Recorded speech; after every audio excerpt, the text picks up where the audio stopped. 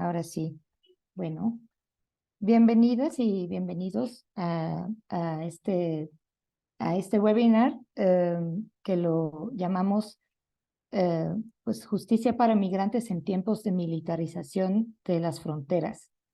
Yo soy Jose Knippen o José. Les doy la bienvenida en nombre de Hispanics in Philanthropy o HIP, una organización de la filantropía. Yo soy parte del programa de migración. Y bueno, estamos muy contentos de estar aquí y tenemos también como co-convocante del webinar a la Fundación Open Society Foundations o OSF. Entonces, muy agradecidas de que también nos acompañan de OSF. Otro aviso es que pueden usar el chat para hacernos cualquier comentario o pregunta. Y les digo de una vez también que al final va a haber un espacio pues de participación, ¿verdad? Para todas. Tenemos un excelente panel y vamos a estar aquí como 1 hora y 15 minutos más o menos. Muchas gracias por conectarse. Pues el objetivo de este espacio para HIP es tener conversaciones entre organizaciones de la filantropía y de sociedad civil sobre temas que nos preocupan. Y bueno, nosotras nos gusta que estas conversaciones puedan ser con un enfoque transnacional, porque hay muchos temas que nos impactan en la región de las Américas de manera amplia y hablar con expertas y expertos de diferentes países. Entonces, así está pensado este espacio. También nos gusta pensar en que las personas y comunidades afectadas tienen que estar en el centro de estas conversaciones. Y bueno, el tema de hoy es, como le decía, el título es la militarización y cómo afecta, que es una tendencia de los gobiernos al momento de responder a la migración forzada en nuestra región y cómo esto afecta a las personas en movimiento. Entonces, pues para ello tenemos un excelente panel que les voy a presentar pues, a todas brevemente y después pues hacer unas preguntas que pensamos para que cada una lo pueda compartir desde su contexto sobre este tema. En primer lugar tenemos a Manaka Infante. Ella es oficial senior de programa de OSF. Ella es del pueblo Baniba en la región de Amazonía de Venezuela y en OSF lidera el trabajo de seguridad ciudadana y justicia en América Latina y el Caribe. Antes también ha trabajado más de una década en diferentes roles y diferentes países en Naciones Unidas, si no mal recuerdo, Venezuela, Colombia, Guatemala y Estados Unidos, entre otros. Y practicaba como abogada litigante en casos de derechos humanos de pueblos indígenas, entre muchas otras cosas. También nos acompaña Lisbeth Gramajo Bauer. Ella es antropóloga y politóloga guatemalteca, investigadora en la Universidad Rafael Landívar en Guatemala y actualmente también es coordinadora de la Red Jesuita con Migrantes de Centroamérica y Norteamérica. Gracias por acompañarnos. Está con nosotras también Ana Lorena Delgadillo. Ella estableció la organización Fundación para la Justicia y el Estado Democrático del Derecho desde 2011, organización con sede en México y representaciones en Guatemala, Honduras y El Salvador. Y desde ahí ha promovido iniciativas muy importantes relacionadas con el acceso a la justicia y al derecho a la verdad de personas migrantes, como la Comisión Forense para la Identificación de Restos de las 3 masacres de migrantes ocurridas en el territorio mexicano y el Mecanismo de Apoyo Exterior para la búsqueda y el acceso a la justicia para personas migrantes. Y este año también fue nombrada como miembro del Grupo de Trabajo sobre Desapariciones Forzadas de Naciones Unidas. Muchas gracias también por acompañarnos. Adam Isaacson nos acompaña desde la organización VOLA, Oficina de Washington para Asuntos Latinoamericanos, como director para Veeduría de Defensa. Y desde ahí él monitorea la cooperación de Estados Unidos con fuerzas de seguridad en América Latina. Ha trabajado también por mucho tiempo en temas de seguridad, desmilitarización y construcción de paz en América Latina y en particular en las fronteras entre México y Estados Unidos y México y Guatemala. Y tiene muchas publicaciones y, bueno, ha creado muchas plataformas digitales y ha dado testimonio en muchas ocasiones en el Congreso de Estados Unidos. Gracias también, Adam, por estar aquí. Quería, bueno, empezar con una pregunta que es bastante general, pero pues cada una irá contestándola desde su contexto. Y bueno, quisiera primero hacer la manaca. Pues la pregunta es, ¿cómo en tu país, en el país, el área geográfica donde trabajas, se ha visto esta militarización en respuesta a la migración y cómo esto impacta a los derechos humanos? Adelante, manaca. Gracias, José. Qué gusto, un honor estar con ustedes el día de hoy. Gracias por la invitación y por generar el espacio. Creo que es un tema del que hay que hablar más. No hay suficientes espacios y yo te agradezco por traerlo y por mantener el tema vivo. Creo que es momento de hablar más de militarización, de securitización y de cómo está incrementando en la región. Yo creo que solo quiero hacer un statement sobre Open Society, quizás para quienes no están tan familiarizados con el trabajo de la Fundación en esta área. Nosotros tenemos un trabajo de más de una década en reducir violencia en América Latina y un trabajo global también súper significativo en materia de inmigración. Entonces, desde Open Society tenemos un interés genuino en este tema y en proponer y en seguir apoyando a sociedad civil en que haya una respuesta basada en derechos humanos para la migración. Entonces, habiendo dicho eso, también creo que es importante siempre tener en cuenta como que aspectos claves que han dicho organismos de derechos humanos sobre el uso de militares en el control migratorio. Eh, Tenemos que acordarnos que esto la migración no es un tema de defensa nacional y organismos como la Comisión Interamericana ha instado a los países a no utilizar militares en el uso de las fronteras, ¿no? Eh, Se ha dicho y se ha documentado que el uso de militares en las fronteras aumenta la violación del derecho a no devolución, pero también expone a las personas en situación de movilidad a mucha más violencia, a buscar rutas más alejadas, más inseguras y, en fin, repetir el ciclo de violencia. Es decir, no contribuye a la solución necesariamente la militarización como una respuesta única a la situación migratoria. Entonces, un poco para contarte de cómo estamos bueno, en mi país, en Sudamérica, nosotros tenemos como fenómenos migratorios mixtos bastante complejos, ¿no? En este momento es Venezuela, mi propia nacionalidad, soy venezolana, la nacionalidad más arrestada por cruzar irregularmente la frontera de Estados Unidos. Hemos superado por primera vez a los mexicanos según estos registros de la policía fronteriza. Y esto no es casual, es una crisis muy grande, ¿no? En Sudamérica de Venezuela han salido 7.7, casi 8 para ahora, yo creo, migrantes o personas en necesidad de protección internacional. eh, y hacemos junto a Ucrania, encabezamos las estadísticas mundiales de personas que huyen de sus países de origen. Entonces tenemos que recordar que estamos en una situación compleja donde estamos casi a la par de un país que está en un conflicto bélico, ¿no? Nosotros no tenemos un conflicto de esa naturaleza, pero aún así tenemos un número similar de personas dejando el país.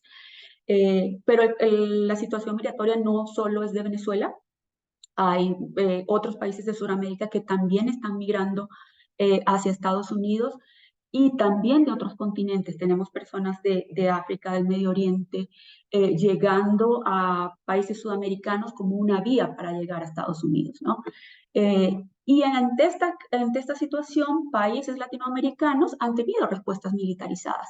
Hemos visto cómo en los últimos años países como Brasil, como Chile, como Colombia han implementado estrategias de militarización de las fronteras por distintas naturalezas, ¿no? Hemos visto primero, bueno, no primero, pero hemos visto ejemplos claros en el control de la pandemia, que incluso cuando ya habían reducido las medidas sanitarias, las medidas militarizadas de fronteras aún continuaban. Estamos viendo también, vimos en Chile, vimos en Perú, y en esa ola la Comisión Interamericana y otros organismos se han pronunciado, ¿no? Creo que ha sido bastante notorio el resultado. El resultado no ha sido el buscado. La militarización no ha reducido ni la violencia ni ha reducido la migración. Al contrario, genera otras formas de migrar y ha aumentado la violencia en las comunidades de acogida contra los migrantes cuando se hacen estas intervenciones militarizadas de seguridad. Pero el fenómeno migratorio y la militarización no es exclusiva en Sudamérica de las fronteras, no es exclusiva de la movilidad, sino es un uso que también se da dentro del territorio nacional de los países latinoamericanos. Ha habido épocas en las que ha habido una fuerte percepción de la inseguridad relacionada a los migrantes y eso ha dado lugar a que se llame a respuestas militarizadas a la situación de los migrantes. Entonces, yo creo que eso es clave porque eso nos llama y nos recuerda lo que hemos dicho al principio. La militarización para el control migratorio no es la respuesta. Y allí yo creo que es importante mencionar que organismos internacionales como la OIM y otros han dejado claro que primero los registros criminales de los países de la región han dejado claro también que no son los migrantes los que han tenido un aumento, no han traído un aumento de la violencia en comparación con la población nacional. La incidencia delictiva no aumenta y al contrario, lo que se ha aumentado son las victimizaciones, es decir, que los migrantes están mucho más expuestos que los nacionales a ser víctimas de delitos que a ser perpetradores de delitos. En el caso de Colombia, por ejemplo, hay un estudio muy bueno de la Fundación Paz y Reconciliación que estudió cómo los índices de violencia en la ciudad no necesariamente estaban asociados con la percepción que había de la migración venezolana en el aumento del homicidio, que fue hace algunos años, ¿no? Entonces, creo que eso es clave y también los organismos internacionales han llamado a que la seguridad ciudadana, ya no estoy hablando de las fronteras, sino adentro, es competencia exclusiva de cuerpos profesionales no militarizados organizados porque son los capacitados en manejar la prevención, el tratamiento y la reducción del crimen. Entonces, creo que la migración y la militarización no debemos verla solo como una respuesta exclusiva de las fronteras, sino como también un fenómeno donde se ha llamado a militarizar la respuesta migratoria a lo interno y que tenemos que llamar por enfoques basados en derechos humanos en esto. Quizás solo agrego que de las crisis más grandes que tenemos en este momento en Sudamérica, y creo que ustedes la conocen muy bien, es la que tiene que ver con el Darién, ¿no?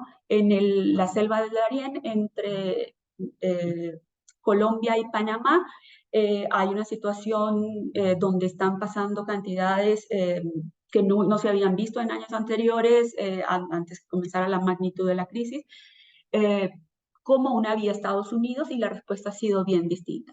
Primero, que es un lugar que tiene cierto control de parte de grupos armados y eso ha sido documentado por distintos entes como Crisis Group. Recientemente presentó un informe muy completo sobre cómo el control de ciertos grupos armados se da en el Darién y cómo tienen un control dentro del manejo migratorio.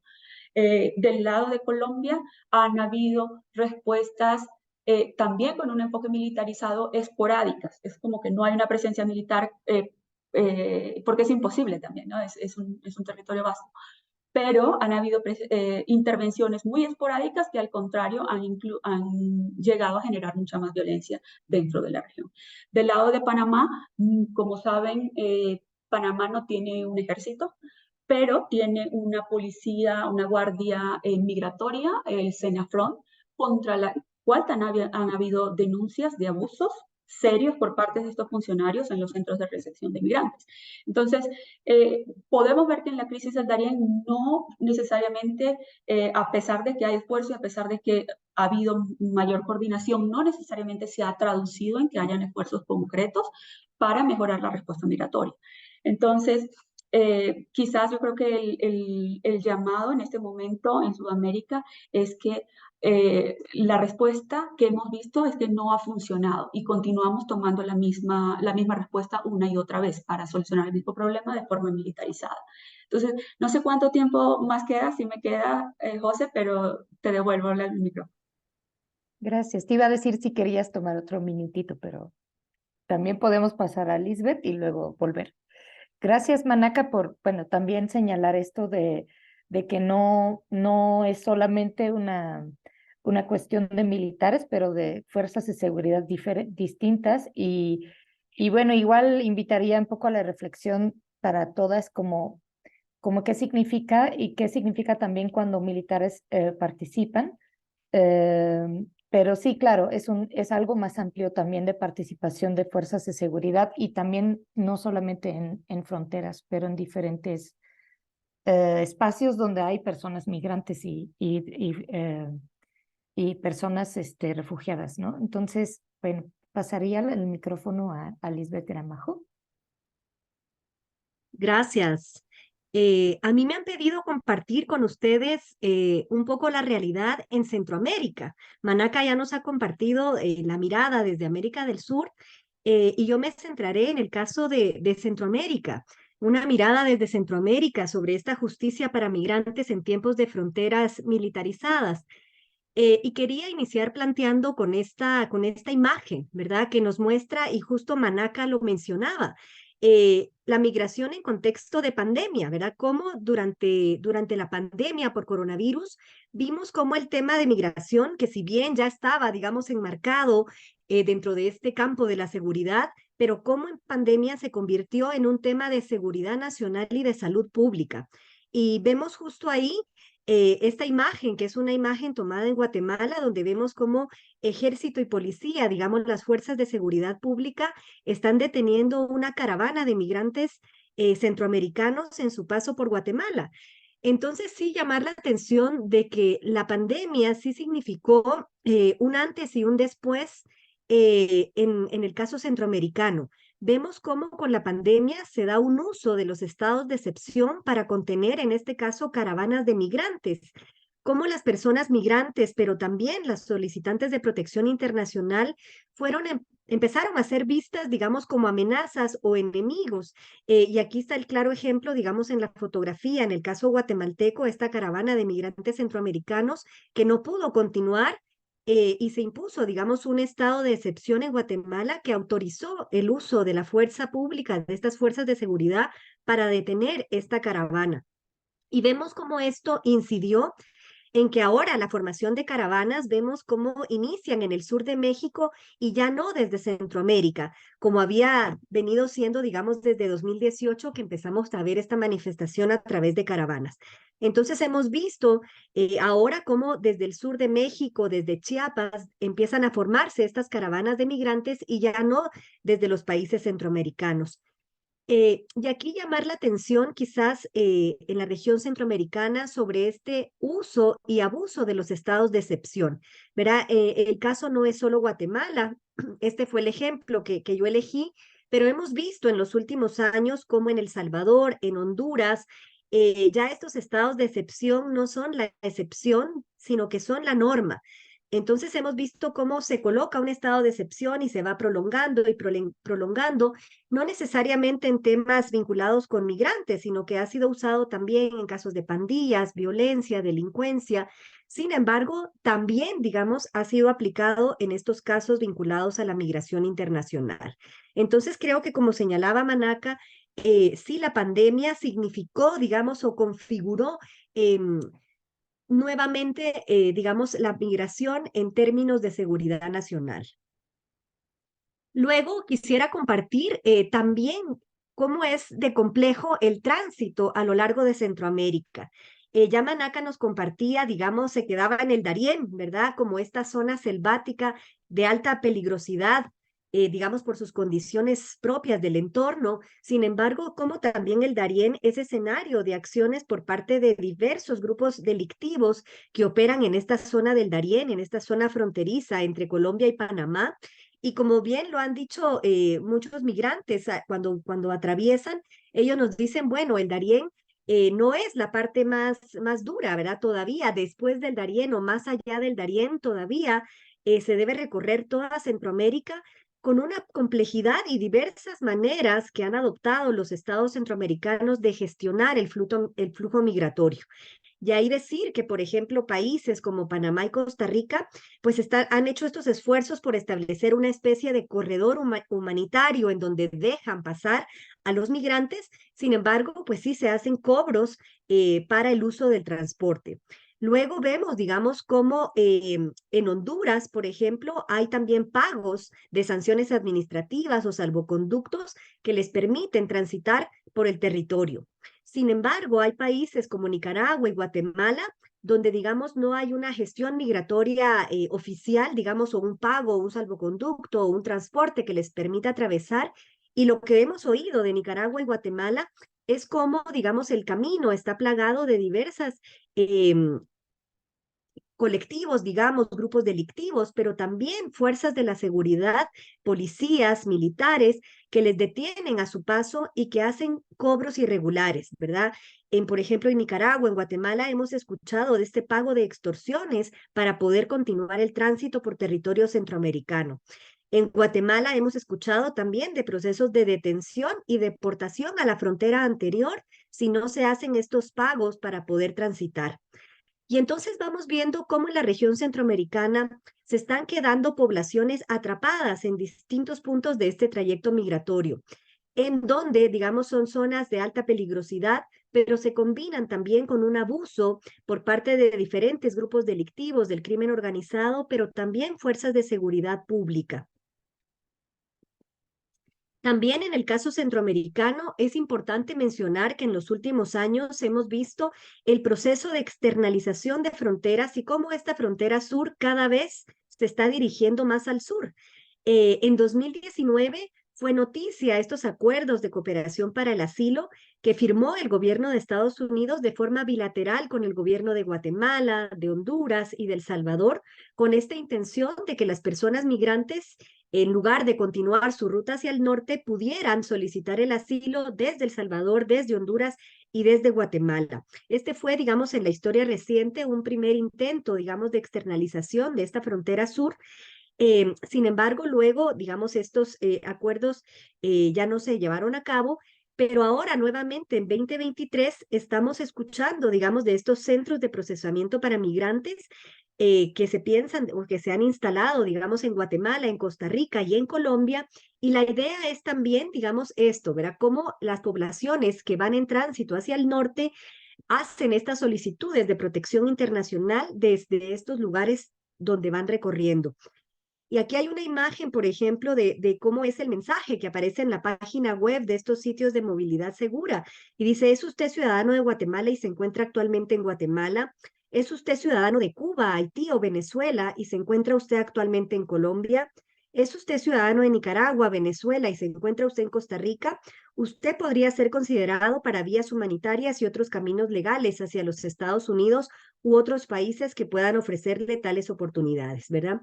Entonces, este es el mensaje actualmente, o digamos la actual etapa, en donde estamos viendo, sí, cómo se va corriendo esa frontera sur cada vez más al sur. Mientras tanto, como vemos en la fotografía, los cientos de migrantes, no solo centroamericanos, sino sudamericanos, de otras regiones, que intentan, lo que buscan es pasar, ¿verdad? Lo que buscan es transitar a través del territorio centroamericano en su esfuerzo por llegar al norte. Y respecto a los perfiles, ¿verdad? O las poblaciones y el impacto que estas políticas tienen, hay que decir, ¿verdad? Que los perfiles son cada vez más diversos y migran en condiciones de mayor vulnerabilidad, como ya nos señalaba Manaca. Y aquí son los datos, digamos, hasta septiembre de este año, los datos de los movimientos que ingresan al Darién. Y yo quisiera llamar la atención ahí en estos dos datos, ¿verdad? Del 100%, digamos, tenemos que el 65% son hombres, pero ya un 35% son mujeres. Esto nos muestra cómo vemos cada vez más mujeres en la ruta migratoria. Y lo mismo ocurre con los niños, niñas y adolescentes, ¿verdad? Tenemos un 78% de adultos ingresando por el Darién y un 22% de niños, niñas y adolescentes que ingresan por el Darién. Entonces vemos que luego esta población que ingresa recorre toda Centroamérica y vemos por eso muchos núcleos familiares, muchas mujeres con niños, muchas mujeres embarazadas, en condiciones de alta vulnerabilidad atravesando el territorio centroamericano.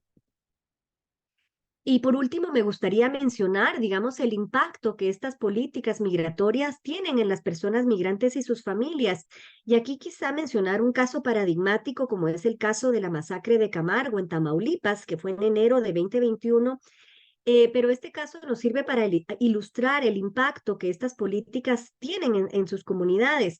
Y por ejemplo, una de las personas que fue asesinada en esta masacre de Camargo era Edgar López, era un guatemalteco que había sido migrante en Estados Unidos por muchísimos años, ya tenía familia en Estados Unidos y en una redada en un lugar de trabajo fue detenido, posteriormente deportado a Guatemala y estaba en Guatemala y había decidido emprender nuevamente el trayecto migratorio y justamente fue víctima de la masacre de Camargo en Tamaulipas.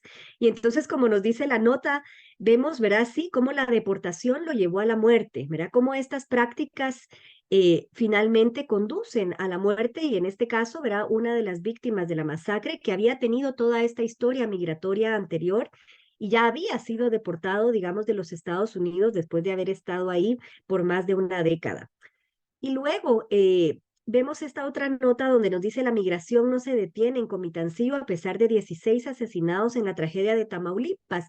Y es lo que hemos visto en esta comunidad de Comitancio, que es una comunidad de origen de migrantes, en donde a pesar de haber vivido, digamos, esta masacre en Camargo, Tamaulipas, y de haber enterrado a sus familiares, hermanos, primos, familiares, han buscado también migrar como una alternativa de sobrevivencia. Entonces, a pesar de que el hijo o el hermano pudo haber fallecido en esta masacre, ahora otros familiares están intentando atravesar esa misma ruta migratoria.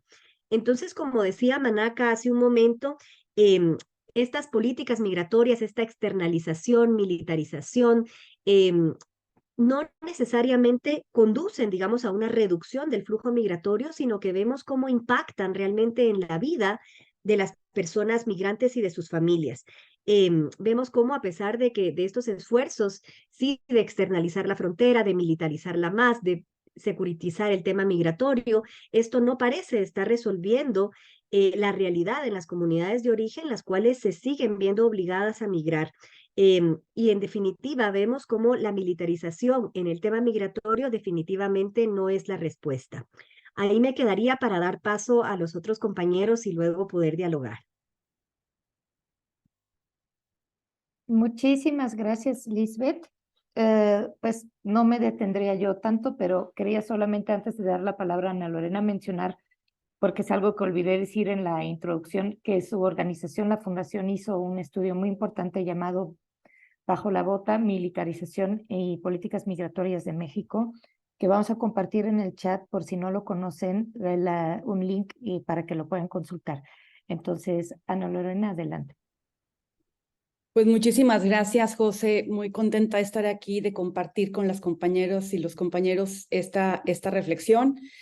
Pues yo empezaría diciendo, porque hablando de qué significa la militarización para México y para la región, ¿no? Yo creo que lo primero que hay que decir es que la militarización es una consecuencia de las políticas migratorias empujadas por Estados Unidos y aceptadas por los países de la región. O sea, me parece que es importante ver también de dónde está surgiendo mucho de esto, ¿no? Y creo que ahí hay que reflexionar otra cosa en el tema de migración, sobre que México no cuenta con una política migratoria propia, sino que ha sido determinada por las exigencias de Estados Unidos, y la moneda de cambio definitivamente pues han sido las personas migrantes y las personas solicitantes de asilo. Y Estados Unidos, como lo hemos escuchado por parte de las compañeras, pues ha avanzado en la región empujando la militarización, lo cual significa que está poniendo en primer lugar pues sus propios intereses políticos para demostrar que puede controlar la frontera entre México y Estados Unidos, pero que esto ha tocado fuertemente a México, pero que está tocando también a toda la región. Y creo que aquí una también primera reflexión sería que hay que pensar que militarizar tiene efectos en nuestras democracias, en la vigencia de los derechos humanos y en la vida de las personas. Cuando uno comienza a militarizar algo, no hay vuelta atrás. abrimos una puerta que es muy difícil cerrar, que se va extendiendo a otras actividades del Estado y que en nuestros países con una debilidad institucional, sin contrapesos y sin una independencia judicial sólida, es muy riesgoso que la militarización vaya avanzando. Entonces, estamos hablando de la militarización de la migración, pero esto es una puerta que se abre para muchas otras posibilidades. Y evidentemente, pues que, como les contaría ahorita, de lo que hemos documentado en el informe, de Bajo la Bota, la militarización de la migración ha incrementado la violencia contra las personas migrantes. Hemos visto una violencia mucho más focalizada, también con un perfil racial, una violencia que sobre todo ha afectado a mujeres y niños, casos de violación sexual, por ejemplo, en estaciones migratorias a cargo de militares, y también, digamos, el muro que se ha construido con las detenciones que han aumentado terriblemente con la participación de la Guardia Nacional en tareas migratorias. Entonces, la Fundación realizó este informe que se llama Bajo la Bota, junto con otras organizaciones de la sociedad civil, donde nos dimos a la tarea el documentar cómo se ha ido militarizando la migración. Y creo que lo primero que hay que decir es que no es una cosa reciente de este gobierno de Andrés Manuel López Obrador, que estas son políticas que ya se venían implementando desde antes. Con Vicente Fox teníamos lo que se llamó la Operación Centinela y el Plan Sur. Felipe Calderón definitivamente abordó la migración desde un enfoque de seguridad nacional y utilizó también las Fuerzas Armadas para la contención migratoria. Y bueno, Enrique Peña Nieto también llevó a cabo el programa de la Frontera Sur, que también tenía una agresiva estrategia de detención de personas migrantes. O sea, no es una cosa exclusiva de este gobierno. Sin embargo, sí creemos que hay un punto que fue crucial para el aumento de la migración. Y esto fue cuando se dio la firma del acuerdo que tuvo México con Estados Unidos el 7 de junio del año 2019, donde ustedes recordarán que estaba esta amenaza del expresidente del expresidente Trump, que decía que iba a aumentar los aranceles en México si México no apoyaba a reducir, digamos, el ingreso de personas hacia Estados Unidos, en frenar más la migración. Y entonces ahí se firma ese acuerdo. Creo que ahí hubo un gran error del gobierno mexicano, donde no hubo un estudio sólido para saber cómo se podía hacer frente a esta amenaza de aumento de aranceles. Y lo que se firma este acuerdo, esta declaración conjunta entre México y Estados Unidos, y ahí hay dos acuerdos por escritos. El primero es que se va a aumentar el programa de Quédate en México, el famoso MPP, que ya se había empezado a implementar. Y el segundo, el acuerdo, es el despliegue de 6,500 elementos de la Guardia Nacional para la contención migratoria. Imagínense que este es un acuerdo donde México está aceptando poner la Guardia Nacional al servicio de Estados Unidos. O sea, hay una pérdida de soberanía mayor que esa. México ha decidido utilizar la Guardia Nacional para ponerla al servicio de Estados Unidos. Y quisiera aquí hacer un pequeño paréntesis.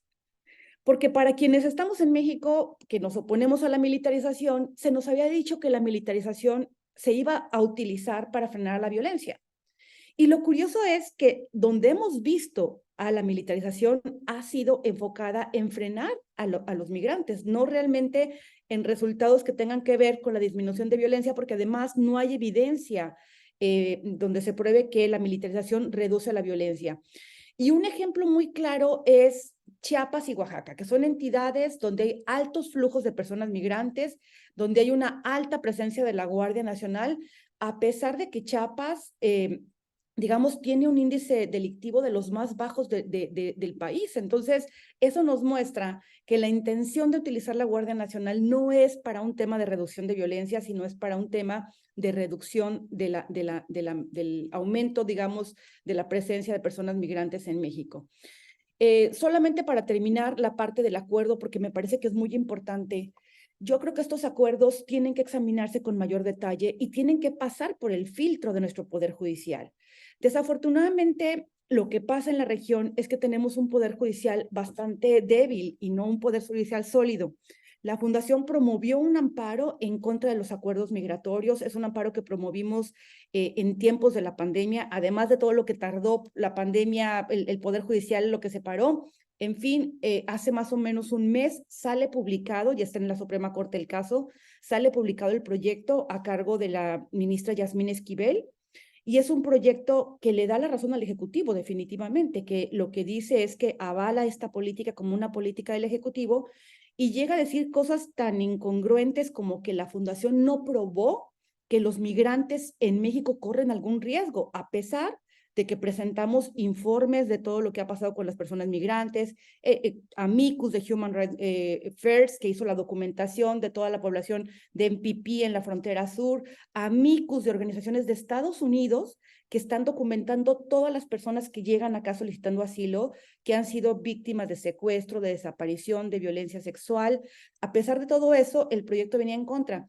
Afortunadamente logramos hacer un contrapeso, hubo 4 votos en contra del proyecto en la segunda sala, el proyecto ha sido retornado y quiero llamar la atención porque es una oportunidad valiosísima para que el más alto tribunal mexicano examine esta política migratoria conforme a nuestra Constitución y a los tratados internacionales y los mantendremos informados porque esto es muy importante. Ahora, para terminar, ¿cuáles son los principales hallazgos que tuvimos en este informe de Bajo la Bota? Primero que nada, decir que a las fuerzas castrenses pues se les ha adjudicado funciones en materia migratoria en contra de nuestra Constitución y en contra también de los estándares internacionales que ya Manaca mencionó, estándares del sistema interamericano y estándares del sistema universal. Se ha militarizado el Instituto Nacional de Migración, lo cual vemos muy grave a la fecha en la que nosotros hicimos el informe.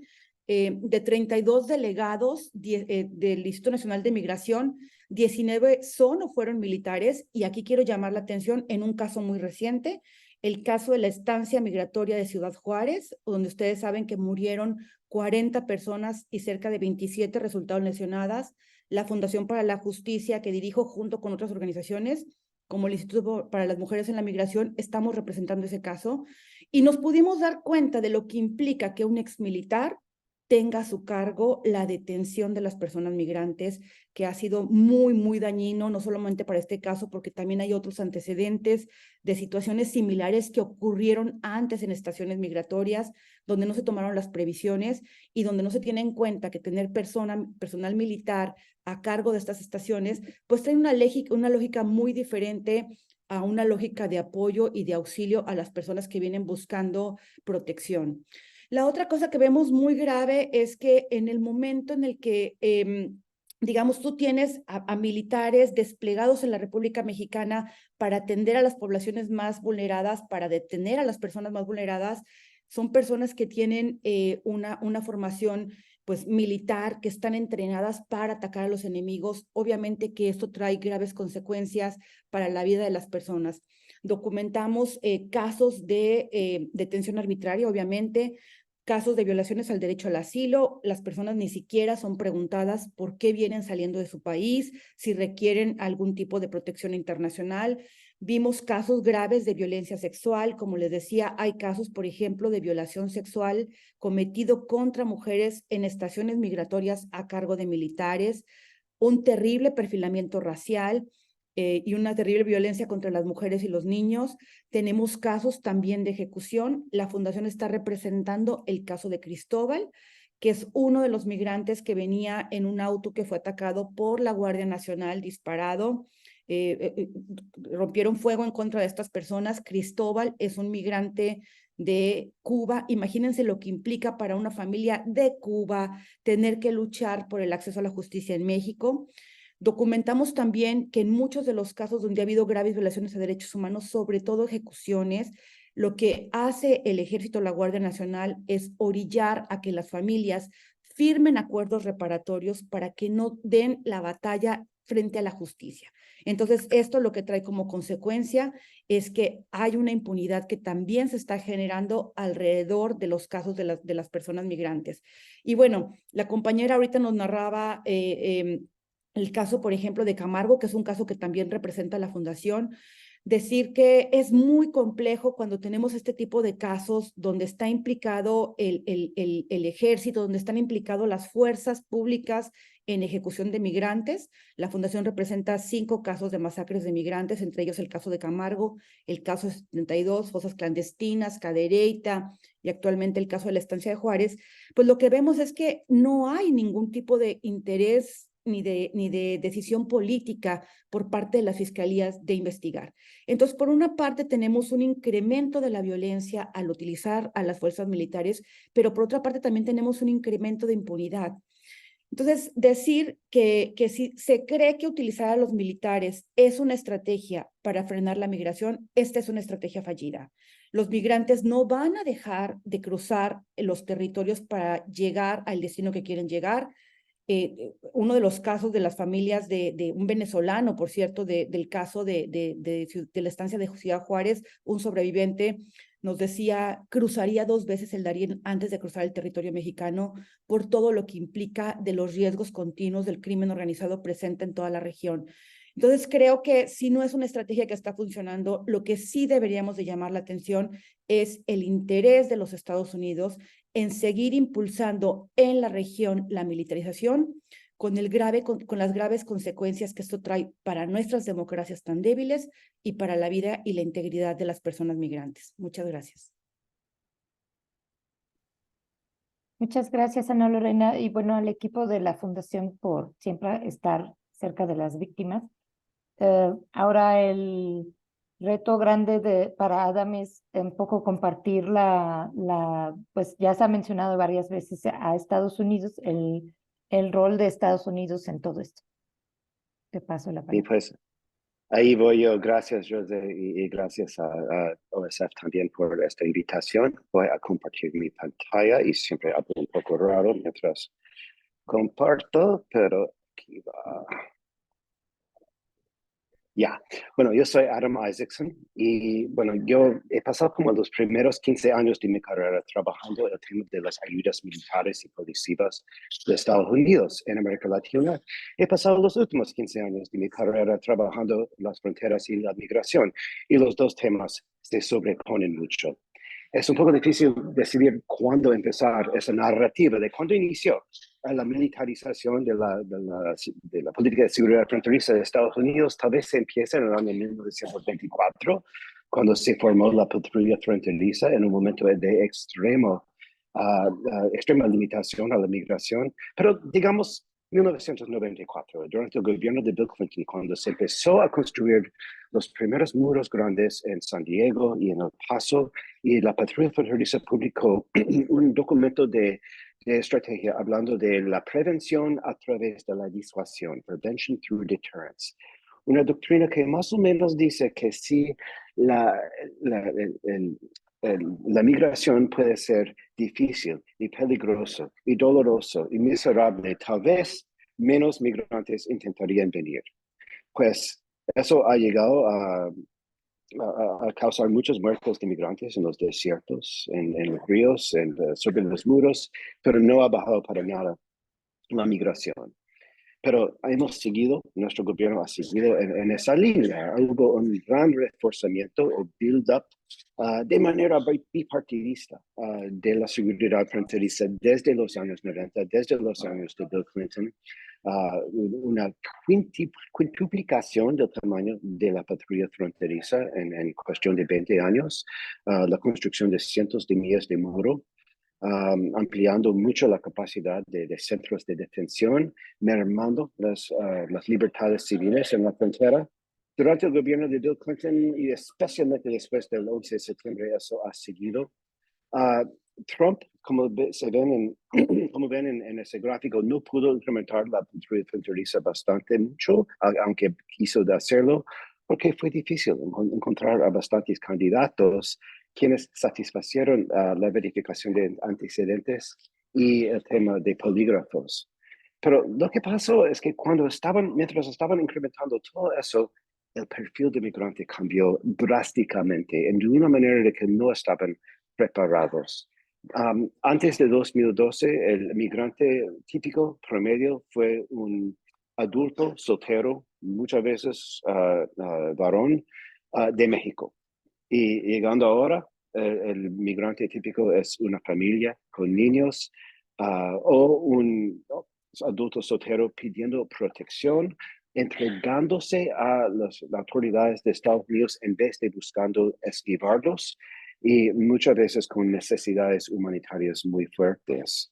No tengo un recuento exacto de solicitantes de asilo, pero en agosto y septiembre, 2/3 partes de los migrantes que llegaron recibieron notices para aparecer ante los cortes inmigratorios y eran liberados dentro de Estados Unidos. La mayoría de la población ahora es población con necesidades humanitarias y el sistema de muros, de cárceles, de agentes con formación paramilitar como patrulla fronteriza no se creó para eso, se creó por otro escenario. Y con eso, a pesar de eso, la respuesta a esa gran llegada de migrantes buscando protección ha sido más presión sobre México y otros países, pero sobre México para limitar su llegada de alguna manera. Ana Lorena ya mencionó el Plan Frontera Sur, las amenazas de Trump que nos llevaron a Quédate en México, las ejecuciones bajo el título 42, el incremento de los despliegues de la Guardia Nacional a solicitudes de tanto el gobierno de Trump como el gobierno de Biden. La mayoría de estas cosas pasaron durante la presidencia de Andrés Manuel López Obrador. Se agudizó bastante durante el gobierno de Trump, que obviamente eso fue la administración estadounidense de la edad moderna, por lo menos, que más creyera más puramente en la filosofía de la prevención a través de la disuasión. Totalmente puristas en lo de deterrence. Y hicieron separación familiar, construcción de muros, más despliegues, de hecho, de militares y no solo de la patrulla fronteriza. Se enloquecieron por las caravanas, nos pusieron quédate en México, intentaron todo. Mientras tanto, mientras se estaban incrementando tanto las fuerzas de aduanas y protección de fronterizas y la patrulla fronteriza, no se hizo casi nada para incrementar la rendición de cuentas sobre estas agencias, tanto por la corrupción, aunque ha habido algunos casos de corrupción castigados, como por sus abusos de derechos humanos que casi nunca se ven castigados.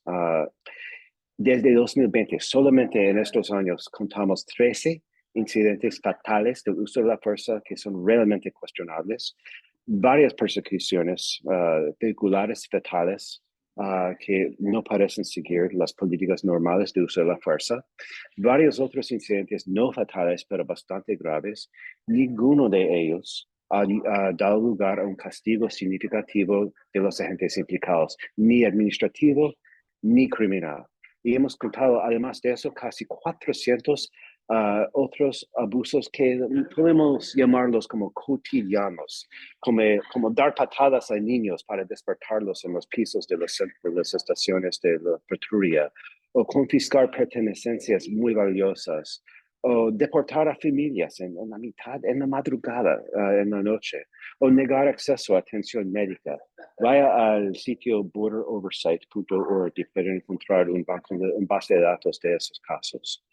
Mientras tanto, el DHS, el Departamento de Seguridad Nacional, y dispone de un sistema de quejas y de investigación, pero casi parece diseñado para no funcionar y rara vez se utiliza. Se ve esos gráficos diciendo qué tan confuso y laberíntico es el procedimiento de rendición de cuentas y qué tan raro es, qué tan inusual es ver una sanción significativa por un abuso de derechos humanos. Mientras tanto, además de la patrulla fronteriza y CBP, se está usando más y más fuerza militarización de nombre, verdad, dentro de Estados Unidos. Bueno, como ya dijo Ana Lorena, los expertos en relaciones cívico-militares sostienen muchas veces que implicar a las Fuerzas Armadas en la aplicación de la ley civil es perjudicial para la democracia, si se trata de un papel a largo plazo y permanente. Y es un gran error poner a tropas entrenadas para el combate en contacto regular con la población civil y encargarles permanentemente tareas que los civiles podrían desempeñar perfectamente. Hoy, sin embargo, a pesar de eso, hay al menos 8.500 militares desplegados en la frontera entre Estados Unidos y México. Algunos son militares en servicio activo, 800 de ellos, puestos ahí por la administración Biden. La mayoría son guardias nacionales. Ellos están bajo la autoridad de sus estados normalmente, pero tienen exactamente el mismo entrenamiento, el mismo uniforme, el mismo equipo de combate que los soldados regulares. Las tropas en servicio federal de Guardia Nacional desempeñan sobre todo funciones de apoyo, están más en el trasfondo, analizan información de inteligencia, reparan los vehículos de la patrulla fronteriza. A menudo dicen que están muy aburridos, que no les dan tanto que hacer. Sin embargo, ojo con las tropas desplegadas por el gobierno hiperconservador de Texas, el gobernador Abbott. Ellos sí están en primera línea en la frontera, en contacto permanente con civiles, incluso tienen la facultad de detener a migrantes mientras llevan armas cargadas. En Estados Unidos realmente no habíamos visto tanta implicación militar en la seguridad pública durante tanto tiempo desde la década de los 60, cuando se recurrió a las guardias para enfrentarse a los amoquinados en las ciudades y los manifestantes contra la guerra en Vietnam. Saben de casos como Kent State. Esa es la primera vez realmente desde Kent State que estamos viendo estas cosas. La continuación de la militarización de la frontera por parte del estado de Texas es un precedente peligroso para las relaciones entre civiles y militares, con estos soldados siempre en contacto con civiles. Ahora apenas pasa una sola semana sin una nueva noticia de que los soldados y la policía de élite de Texas estén implicados en abusos de los derechos humanos. Han colocado un muro de boyas, alambre de concertina muy afilado para dificultar la entrega de los solicitantes de asilo. Les niegan agua y atención médica a familias y a niños quienes ya se encuentran ya en suelo estadounidense y quieren entregarse, pero no les dejan y no les dan nada. Han habido 2 incidentes este año en que soldados han disparado y herido a migrantes, incluso uno que disparó a través del río Bravo desde El Paso, hiriendo a alguien en Ciudad Juárez. Han encarcelado a miles de migrantes solicitantes de asilo bajo cargos estatales de Texas de invasión de propiedad privada. Sin embargo, Texas sigue siendo de lejos el primer estado al que llegan los migrantes. Además de eso, y termino con este punto, que hay muchos programas de ayuda, presiones diplomáticas, mensajes de Estados Unidos que animan a 2 cosas, a que las fuerzas extranjeras empiezan a adoptar las prioridades y tácticas de CBP como la deterrence, disuasión, y 2, que las fuerzas armadas extranjeras empiecen a implicarse más en el control de la migración como nueva misión. La CBP y la patrulla fronteriza, sí, como dije, tienen un pobre récord en materia de derechos humanos y una cultura institucional problemática, politizada y de impunidad, pero esa agencia es la cara principal hoy en día de una creciente gama de programas de formación y asistencia a las fuerzas fronterizas y migratorias en todo el mundo, pero especialmente en la ruta migratoria hacia Estados Unidos en América Latina. A veces esas fuerzas fronterizas y migratorias son los propios ejércitos de esos países, pero también hay construcción de bases militares en Colombia, el pago de gran parte de los costos de las operaciones del Senafront en Panamá, que no es militar, pero es policía, pero paramilitar realmente. Se entregan vehículos para las unidades militares fronterizas en Guatemala. Hay una gran variedad de ayuda para el Instituto Nacional de Migración de México. Pues en WOLA estamos intentando hacer más un seguimiento de todo esto, pero no hemos podido dedicar el tiempo de personal y los recursos necesarios para obtener toda la imagen completa de cómo son estos canales de asistencia. Esperamos hacerlo en el año que viene, pero por lo que estamos viendo y oyendo, está creciendo rápidamente este canal de ayuda militar. Y una de las áreas de crecimiento más rápido es el tapón del Darién, donde los funcionarios de DHS y Defensa de Estados Unidos están visitando casi cada 1 o 2 meses, siguen prometiendo un aumento de la ayuda, afirman que la ayuda tiene como objetivo aumentar la presencia estatal, que no está tan mal, y detener a los traficantes de migrantes, pero es difícil decir cómo será esto en la práctica, en un lugar con una topografía tan compleja como las selvas del Darién y con una población tan vulnerable pasando por esa zona.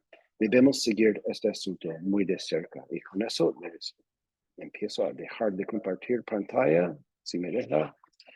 Y espero que no estén viendo mi pantalla y termino. Gracias. Muchísimas gracias, Adam. Sí, yo estaba leyendo en el chat, creo que hay bastante interés en que después también podemos compartir tu material con la audiencia. Entonces, ahí daremos seguimiento. En poco nos pasamos un poco del tiempo, pero yo la verdad soy mala para limitar las participaciones cuando son tan enriquecedoras, entonces una disculpa. Tenemos, quería pues decir también a la audiencia que si tienen preguntas las pueden poner en el chat. Creo que podemos tomar 2 o 3. Yo quería hacerles otra pregunta más, pero pedirles que me respondan en 1 minuto, si les parece. Regresamos, si quieren, el orden de Adam, Ana Lorena, Elizabeth, Manaka, porque algo que creo que es un poco obligatorio preguntarles desde HIP es cuál es desde su punto de vista, qué es lo que debería de hacer o cómo podría contribuir a mejorar, bueno, a cambiar esta situación, pues la filantropía. Entonces, Adam, si quieres, regreso contigo de una vez. Muy bien. Bueno, una cosa que doy cuenta es que en nuestro banco de datos de abusos de la patrulla fronteriza se ve muy sobre representado Arizona, porque en Arizona hay un solo grupo, el Keno Border Initiative, que hace un esfuerzo muy grande de documentar los abusos de patrulla fronteriza y CBP y de seguir el proceso de quejas y de rendición de cuentas de DHS. Pero en el resto de la frontera realmente, bueno, los que dan servicios básicos están sobrecargados o están preocupados por su seguridad y simplemente cuando un migrante les dice, sí, me abusaron en mi travesía o en mi custodia, no pueden hacer nada con eso. Para lograr mayor rendición de cuentas, para empezar a hacer que ese sistema de quejas valga la pena, necesitamos que esos grupos en la frontera tengan la capacidad, que realmente es una persona en su personal que pueda hacer mejor seguimiento a este tema de abusos y empezar a controlar unas agencias que operan con total impunidad. Y claro que necesitan enlace en Washington para llevar todo eso al Congreso y los que hacen la veeduría aquí en esta ciudad. Gracias. Ana Lorena, ¿quieres seguir? Sí, muchísimas gracias. Pues yo más bien, más que algún comentario, pues para mí es una pregunta que me llevo haciendo durante ya varios años y que la comparto como con toda la honestidad del mundo. Mi pregunta para la filantropía es, ¿por qué decidieron dejar de apoyar la migración? O sea, esta es una cosa que la estamos viendo y la estamos viviendo muchísimo en la región, en México, pero en toda la región. Antes había mucho apoyo para trabajar el tema de migración y cada vez es menos y cada vez son menos las agencias que lo están haciendo. Entonces, yo quisiera entender por qué está pasando esto, ¿no? Porque estamos enfrentando retos que para nosotros eran muy nuevos, fenómenos muy nuevos. Todo el tema, por ejemplo, de macrocriminalidad transnacional, apenas medio estábamos entendiéndole de qué se trataba y cómo se tenía que enfrentar.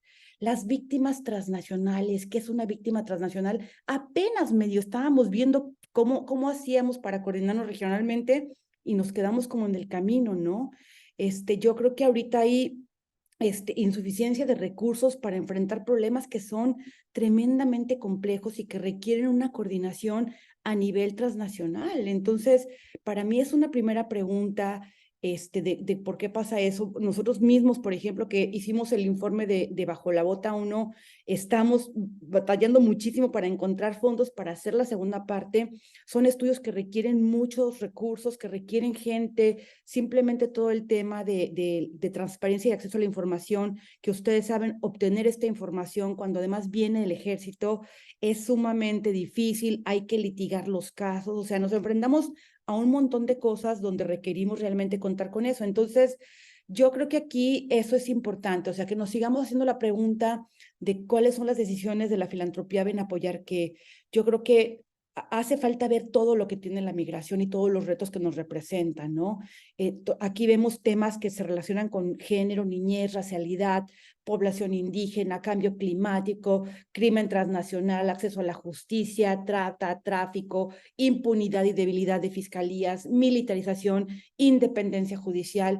O sea, todos estos temas pasan por lo que trabajamos y son temas estructurales para nuestro país, el tema de la violencia. Entonces, atender la migración es atender a las poblaciones que han sido más olvidadas en toda la región, pero además son las que enfrentan los mayores retos para enfrentar las institucionalidades de cualquier país. Si uno documenta lo que pasa en la migración, documenta lo que pasa con mucha otra población que enfrenta dificultades en los países y eso ayuda a entender cómo uno genera una institucionalidad que funcione para las personas más vulneradas, pero que también funcione para las demás personas. Entonces, creo que es muy importante que la filantropía regrese los ojos a un problema que es global, que nos está representando ahora. Imagínense coordinar. Nosotros llevamos un caso de una persona de Camerún que murió en México, que no sabemos si fue asesinada. Ni siquiera hay embajada de Camerún en México. O sea, lo que implica coordinarse con la familia en otro país. Los retos que tenemos son enormes. Entonces, creo que habría que volver los ojos a una cosa que es global y que está ahorita representando todos los problemas que estamos viviendo en la región. Y por último, decir, pues que necesitamos a la filantropía también para generar estos espacios. Es súper importante que nos escuchemos, es súper importante que entendamos qué estamos haciendo y cómo podemos tejer redes. Los vemos como aliados para tejer redes y los vemos como aliados también para seguir cuestionándonos cómo hacer nuestro trabajo mejor y cómo hacer las cosas mejor para las personas que más lo requieren en la región. Gracias. Gracias.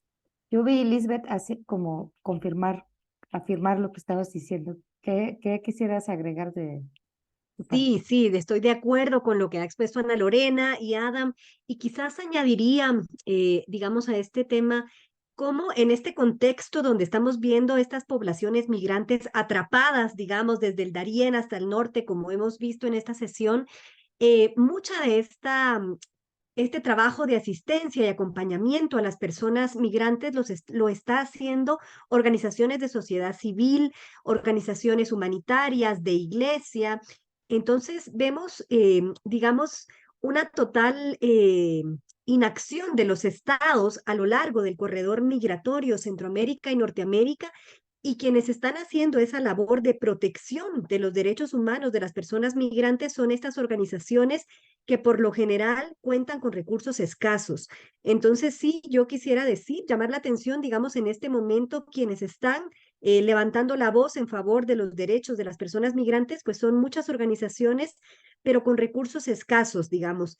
Muchos en estos esfuerzos, como decía Ana Lorena, de construir redes, de tratar de apoyarse unos a otros para ver cómo aportar y apoyar mejor a las personas migrantes, pero yo diría que si algo puede hacer la filantropía es este apoyo a estas organizaciones, a estas redes que ya están trabajando en todo este corredor migratorio y que de algún modo están llevando adelante no solo, digamos, el acompañamiento, la asistencia humanitaria, sino también el acompañamiento legal, médico y demás, ¿verdad? Entonces yo diría, por un lado, ese aporte a estas organizaciones de carácter humanitario, que son quienes están en el día a día acompañando a las personas migrantes, y luego todo este tema de la incidencia, ¿verdad? Cómo apoyar procesos de incidencia a nivel internacional, como para elevar estos testimonios, elevar estos casos, estas evidencias a instancias internacionales y que puedan ser escuchados. Entonces yo diría ese aporte a las organizaciones que están en terreno, trabajando directo,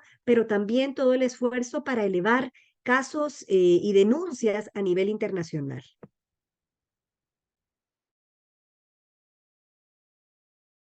Muchas gracias, Manaca. Muchas gracias. Bueno, yo creo que me voy a unir al comentario de incidencia de Lisbeth. Yo creo que es un momento clave para movilizarse y unir esfuerzos.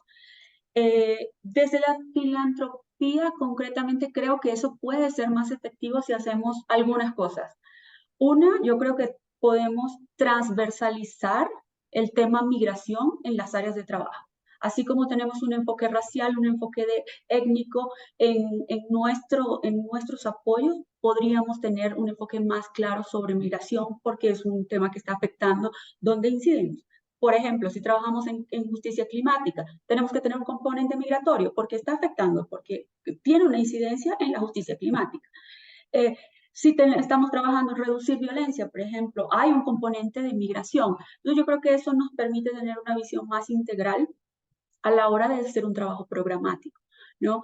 Yo creo que eso es algo que la filantropía puede empezar a hacer. Lo otro que se me ocurre que podríamos hacer es como más esfuerzo conjunto, ¿no? Como tener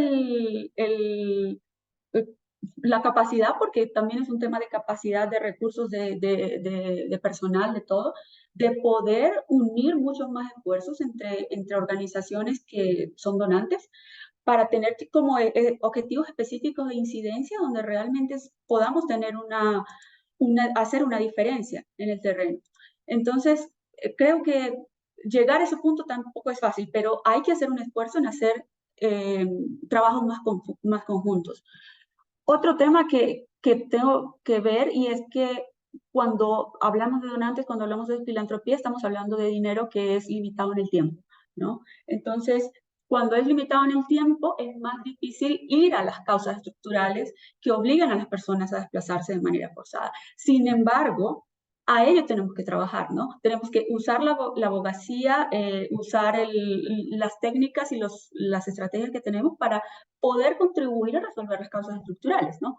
Entonces, yo creo que eso es clave. Y como mencioné al principio, creo que debe ser una afirmación, va a ser un statement claro para nosotros, que la militarización no lo es.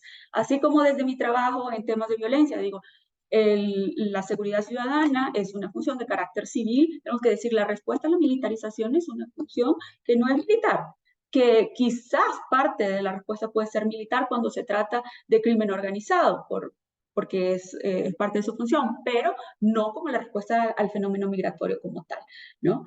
Y hay un tema que a mí me suena mucho, creo que lo mencionaste, Ana Lorena, y es cómo la militarización no es un hecho que únicamente atañe al control migratorio, ¿no? Sino que tenemos que ver cómo la militarización está avanzando en espacios que son reservados para las autoridades civiles y para el control civil.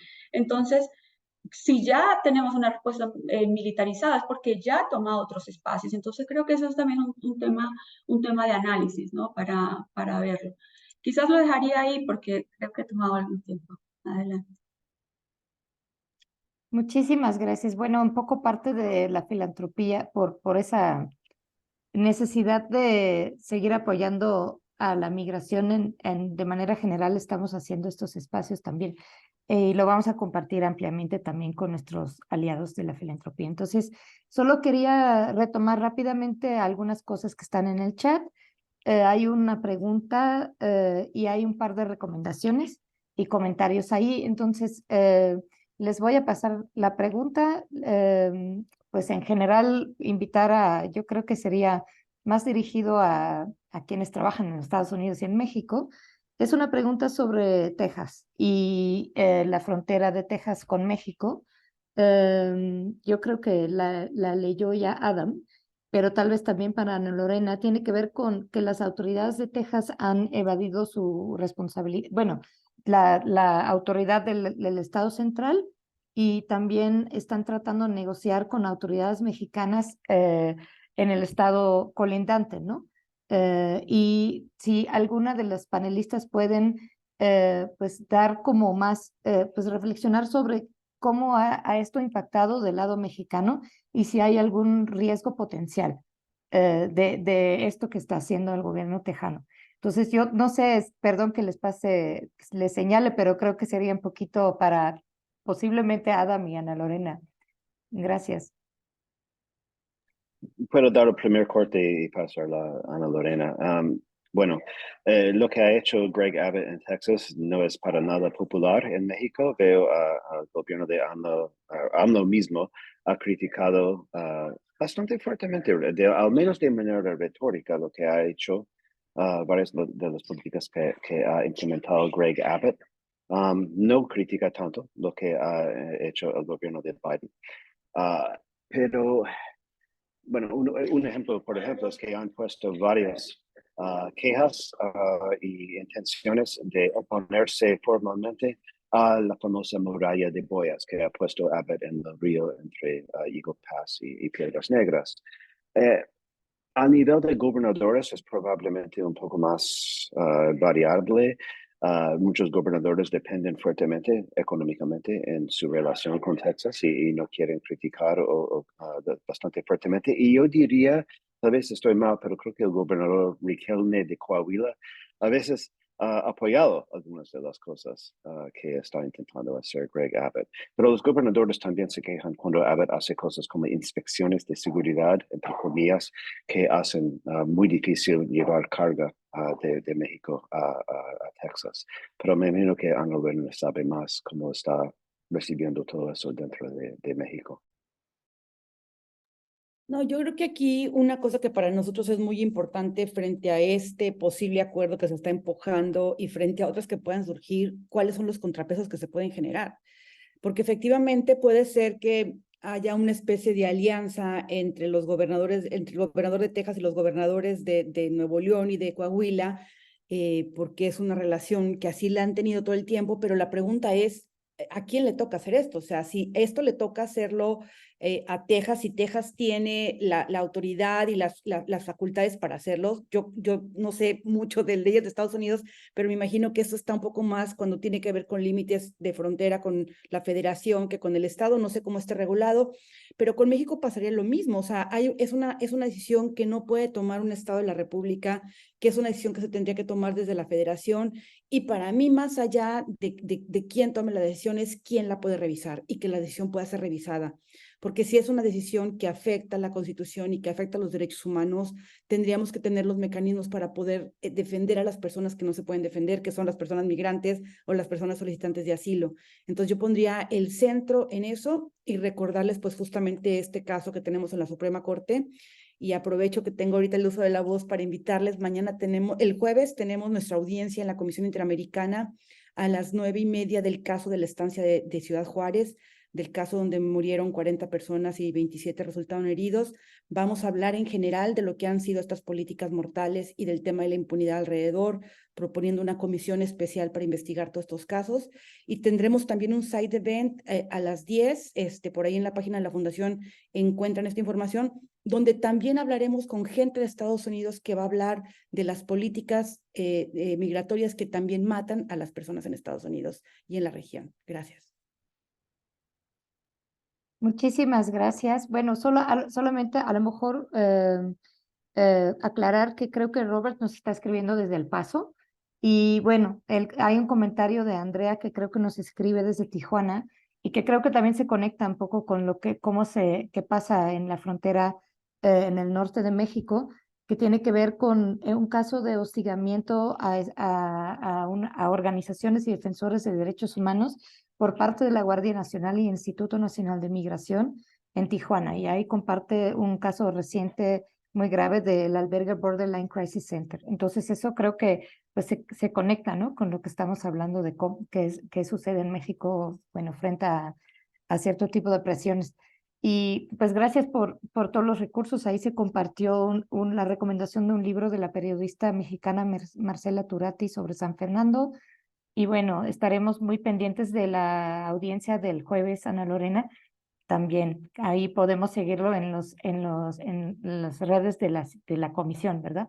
Entonces, yo creo que a mí, un poco por respeto al tiempo, ahora sí me va a tocar pues, cerrar este espacio. Agradecer muchísimo a todo el mundo que se conectó.